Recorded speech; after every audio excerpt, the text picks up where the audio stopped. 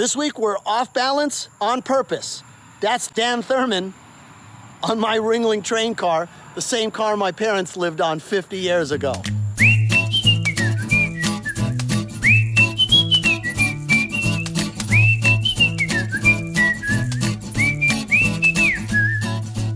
I'm here with world-famous circus sensation Bello Nock, who I've known since what? We were teenagers? Yeah, it's a couple of years. Performed in a ton of shows together.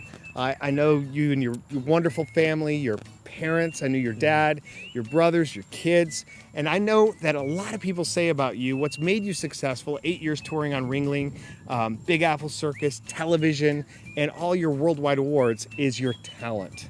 But I think it's something more than that. What about you? You know, talent is a tough thing because some people may have more or less, but talent isn't enough. It's your tenacity. How much drive do you have? And if you lack something in the amount of God-given talent, you just got to go get it or want it that much more. That's the answer. One thing I've noticed is that people really overrate talent, and they think that that if somebody is born with some gift, they have some leg up on the competition. But over and over, in every walk of life, I've noticed that the people who have more drive and tenacity, as you talk about it, are those that will get ahead because they're willing to develop the work ethic to make it happen, and they have the discipline. Dan, we're standing in front of the train that my parents lived in on Ringling Brothers in the 50s. Wow. 50 years later, I headlined Ringling Brothers. Now we're on my daughter Annalise is the 8th generation of my family doing daredevil stunts all around the world. People always say, oh, well, it was in your DNA, it's your generations, you were born with that talent. Absolutely not. You can have that, the amount of talent that you have, but it's the amount of drive or tenacity that you go after it. How much do you want it? And so how did that look? What did that look like when you were a kid in the work ethic? Well, it's funny. You know, I was the youngest of 4 boys, and obviously I couldn't do something as good as the older brothers. But one day I tried to do a handstand, and I could hold it for about 3 or 4 seconds. And I fell down and I said, Dad, I did it! I did it! A one-arm handstand! And he said, great. Can you do it 3 times on Saturday? And what that meant is, you know, we have that famous saying, the show must go on. And some people think, well, if you get hurt, you got to get up and do it again. That's not what that meant. It was, if you can do it once, you're lucky.